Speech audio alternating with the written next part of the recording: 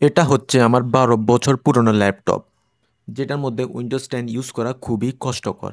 আর এই কারণে আমি চিন্তা করলাম এটার মধ্যে টাইনি 10 ইউজ করব, যেটা কিনা উইন্ডোজ 10 থেকে অনেকটাই লাইট ওয়েট। তো এখন কথা হচ্ছে এই টাইনি টেন জিনিসটা আসলে কি। তো টাইনি টেনকে আমরা টাইনি টেন না বলে আমরা উইন্ডোজ টেন লাইট বলতে পারি। কিন্তু এখন কথা হচ্ছে আপনি পর্যন্ত মাইক্রোসফট থেকে কোনো উইন্ডোজ টেনের লাইট ভার্সন রিলিজ করা হয়নি। আপনারা শুধুমাত্র উইন্ডোজ টেন পেয়ে যাবেন, উইন্ডোজ টেন হোম, এন্টারপ্রাইজ এগুলি আপনারা পাবেন। তাহলে এখন কথা হচ্ছে যে এই টাইনি টেন আসলে আসলো থেকে। ওকে, তো অনেক ডেভেলপার রয়েছে বা প্রোগ্রামার রয়েছে যারা কি করে উইন্ডোজের মধ্যে যেসব ফ্রি ইনস্টল সফটওয়্যার রয়েছে, প্রোগ্রামগুলো রয়েছে, ওইগুলো তারা রিমুভ করে দেয়। যেমন আপনারা উইন্ডোজ যখন সেট আপ করবেন তখন আপনারা মাইক্রোসফট স্টোর, উইন্ডোজ ডিপেন্ডার এগুলো কিন্তু আপনার ফ্রি ইনস্টল পেয়ে যাবেন। আপনারা চাইলেও কিন্তু এগুলো আনইনস্টল করতে পারবেন না। তো এই ক্ষেত্রে কি হয় যে ওইসব প্রোগ্রামাররা এইসব ফ্রি ইনস্টল সফটওয়্যারগুলো, প্রোগ্রামগুলো রিমুভ করে দেয়, যার ফলে উইন্ডোজ কিন্তু অনেক হালকা পাতলা হয়ে যায়। এই কারণে আমরা চাইলে আমাদের যে কোনো লো এন্ড ডিভাইসে উইন্ডোজকে ইজিলি চালাতে পারি। এখন কথা হচ্ছে যে যেহেতু এটা মাইক্রোসফট থেকে অফিসিয়ালি আসে নাই, তাহলে এটা কি সেফ? তাহলে সত্যি কথা বলতে এটাকে পুরোপুরি সেফ বলা যায় না। বাট যদি আপনার কাছে একটি লো এন্ড ডিভাইস থাকে যেটাতে আপনি চাচ্ছেন যে উইন্ডোজ 10 চালাতে কিন্তু পারতেছেন না, ওই ক্ষেত্রে আপনারা চাইলে এই টাইনি 10কে ইউজ করতে পারেন। আজকের ভিডিওতে আমি আপনার দেখাবো যে কিভাবে আপনারা এই টাইনি 10কে আপনাদের ডিভাইসে ইনস্টল করবেন এবং পুরো সেটআপটি আপনাদের দেখাবো। ওকে, তো আপনারা পুরো ভিডিওটি দেখতে থাকুন। তো টাইনি 10 ডাউনলোড করার জন্য আপনারা যে কোনো ব্রাউজারে টাইনি 10 ডাউনলোড লিখে যদি সার্চ দেন, তাহলে প্রথমে যে ওয়েবসাইটটি আসবে আপনারা ওইটিতে চলে যাবেন। তো এখানে আপনারা টাইনি 10 এর যেসব ভার্সনগুলো রয়েছে সেগুলো আপনারা পেয়ে যাবেন। আপনারা চাইলে টাইনি 11ও ট্রাই করতে পারেন যদি আপনারা উইন্ডোজ 11 ইউজ করতে চান। বাকি এখান থেকে আপনারা টাইনি 10 এর আইএসও ইমেজটি ডাউনলোড করে নেবেন। তো এটি আমি আগেই ডাউনলোড করে নিয়েছি, তাই এটি এখন আমি আর ডাউনলোড করব না। বাকি এরপর আমাদের আরো একটি টুলের প্রয়োজন হবে, সেটির নাম হচ্ছে রুপুস। আপনারা রুপুস ডাউনলোড লিখে যদি সার্চ দেন, তাহলে এখানে আপনারা রুপুস এর ওয়েবসাইট পেয়ে যাবেন। এখান থেকে আপনারা রুপুস ডাউনলোড করে নেবেন। তো রুপুস সফটওয়্যারটি যেটা করে, এটি হচ্ছে আমাদের পেন ড্রাইভের মধ্যে আমাদের আইএসও ইমেজটিকে বুট করে দেয়। ওকে, বাকি এরপর আমাদের একটি পেন ড্রাইভ প্রয়োজন হবে। তো আপনারা একটি পেন ড্রাইভ নিয়ে নেবেন এবং ওইটা আপনাদের ডিভাইসে লাগিয়ে নেবেন। বাকি একটা বিষয় আপনারা মাথায় রাখবেন, আপনারা যে পেন ড্রাইভটি নেবেন ওইটির মধ্যে যদি কোনো প্রয়োজনীয় ডাটা থেকে থাকে তাহলে অবশ্যই ওইটার ব্যাকআপ নিয়ে নেবেন। কারণ বুট করার সময় আপনার পেন ড্রাইভের মধ্যে যেসব ডাটা রয়েছে সেগুলো কিন্তু ডিলিট হয়ে যাবে। তো এই বিষয়টি মাথায় রাখবেন। ওকে, তো এরপর আপনারা রুপুস যে সফটওয়্যারটি ডাউনলোড করেছেন ওইটা ওপেন করে নেবেন। তো এখান থেকে আপনারা ইয়েস করে দিবেন। ওকে, তো সফটওয়্যারটি আমাদের এখানে ওপেন হয়ে গিয়েছে। বাকি এখানে শুরুতে আমার যে পেন ড্রাইভটি রয়েছে এটি এখানে অটোমেটিক সিলেক্ট করে নিয়েছে। তো আপনারা যে পেন ড্রাইভটি লাগাবেন এটি কিন্তু অটোমেটিক এখানে সিলেক্ট হয়ে যাবে।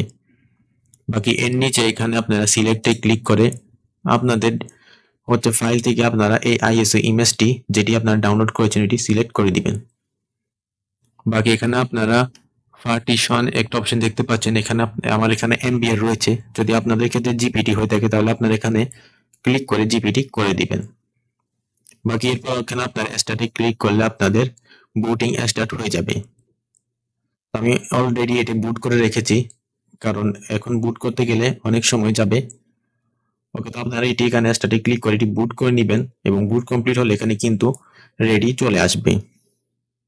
ওকে, তো বুট করা কমপ্লিট হওয়ার পর পরবর্তীতে আমাদেরকে যে পেন ড্রাইভটিতে আমরা বুট করেছি সেটাকে হচ্ছে আপনারা আপনাদের ডিভাইসে লাগিয়ে নেবেন। তো আমি আমার পেন ড্রাইভটিকে আমার ল্যাপটপের মধ্যে লাগিয়ে নিলাম।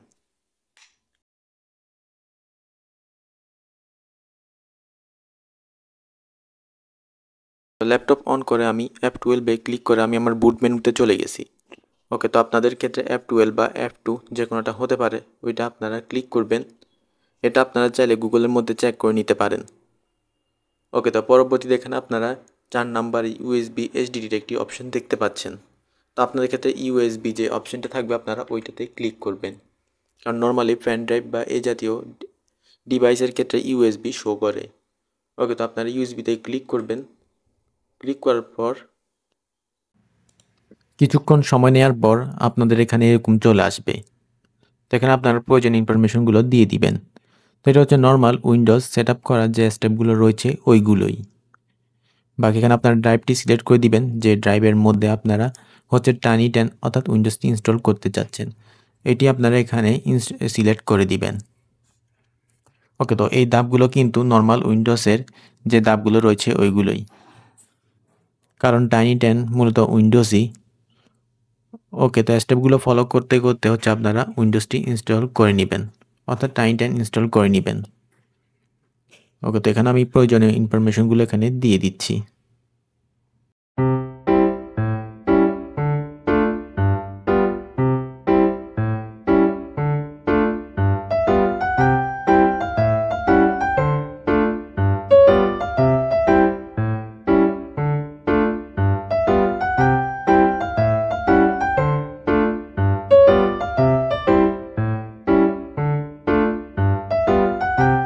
এখানে আপনারা যেগুলো অন রাখতে চান ওগুলো অন রেখে বাকিগুলো চাইলে আপনারা অফও করে দিতে পারেন।